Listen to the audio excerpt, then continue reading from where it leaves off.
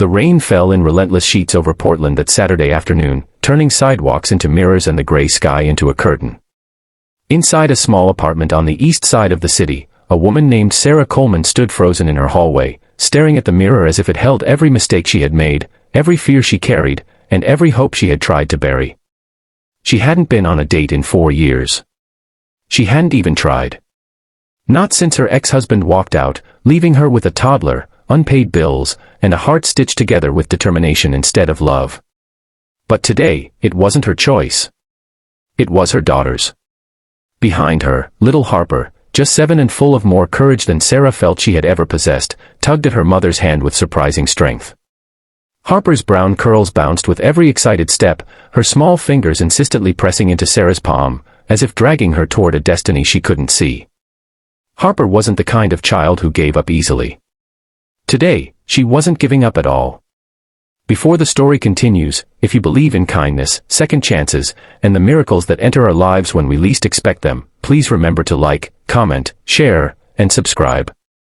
It truly helps our channel grow and bring more heart-touching stories to the world. Sarah had agreed to the blind date only because her sister insisted she needed a break, a moment to feel like a woman again instead of a tired single mom juggling 2 jobs and a life stitched together with late-night prayers. But secretly, Sarah had no expectations. She assumed the date would be awkward, disappointing, or simply another reminder that her world was too chaotic for romance.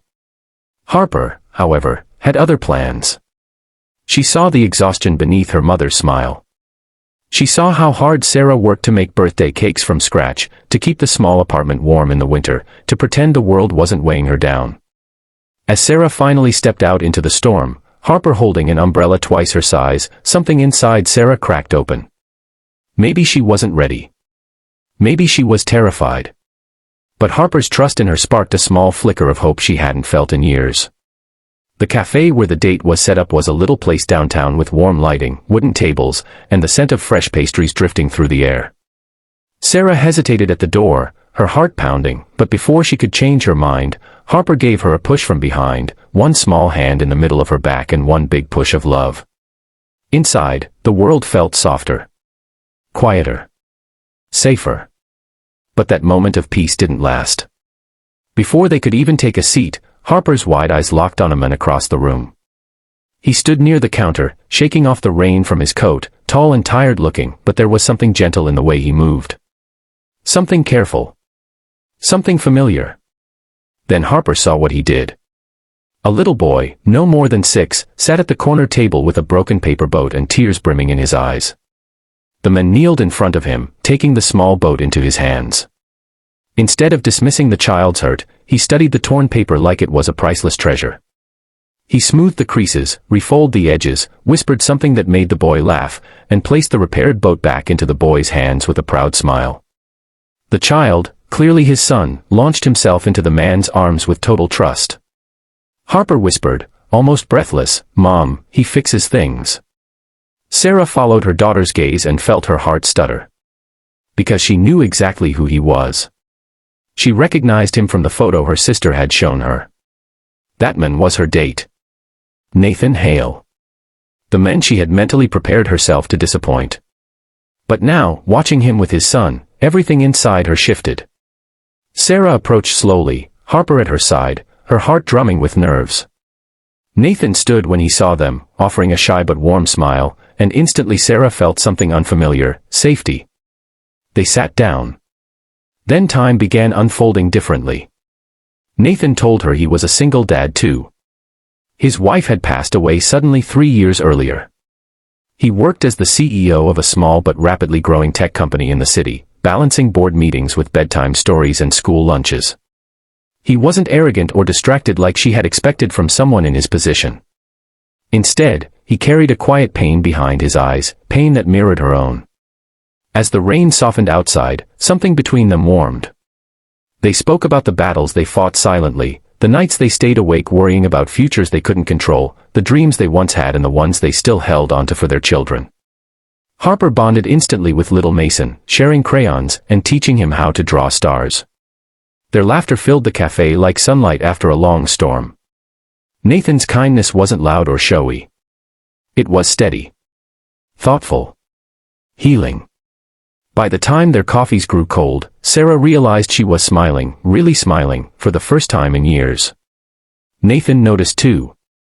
He looked at her with an expression that made her chest tighten, like he could see the version of her she had forgotten. The following weeks were a slow, beautiful unraveling of walls Sarah hadn't even realized she had built. Nathan invited them to simple places, a park, a small bookstore, a weekend farmer's market. He was never pushy, never rushed her, always checked if she was comfortable. He brought Mason, who adored Harper, and together the four of them felt like a puzzle piece the world had been waiting to put together. Sarah found herself laughing more, sleeping better, breathing easier. And every time doubts crept back in, the fear of being too broken, too tired, too complicated, Nathan gently reminded her with his eyes, his patience, and his presence that she wasn't too much. She was enough. One Sunday afternoon, nearly 2 months after their first meeting, Nathan invited them to a lake outside Portland. The sky was clear, the breeze soft, the water shimmering like glass. Harper and Mason built sandcastles while Nathan and Sarah stood by the shore. Nathan's voice was quiet, almost trembling, when he told her that the day he met her, he felt something he hadn't felt in years. A beginning. A chance to heal. A chance to hope again. Sarah felt tears gather in her eyes before she could stop them. She wasn't afraid of love, she realized she was afraid of losing everything again. But as Nathan gently took her hand, she understood something deeply. Sometimes God doesn't give you what you ask for. He gives you what you need.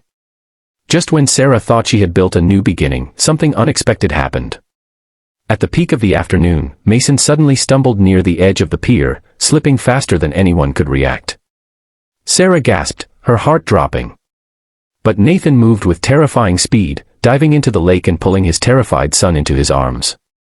He emerged soaked, breathless, but strong. Holding his son tightly, he whispered comforting words into the boy's hair while Harper hugged Sarah, trembling. In that moment, Sarah saw Nathan not just as a man, but as a father willing to give everything for his child. Something inside her broke open. She knew then that this wasn't just a man she could love. This was a family she could belong to. If the story has touched your heart, please like, comment, share, and subscribe to help us continue creating meaningful content. Your support truly makes a difference. Their lives didn't magically become perfect. Nathan still navigated the pressures of running a company. Sarah still worked hard to balance her jobs and motherhood. But now, they walked through their struggles together. Their children played, grew, and healed together. And with each passing day, Sarah felt the weight of her old life lifting, replaced by hope, laughter, and a love that didn't demand perfection, just sincerity.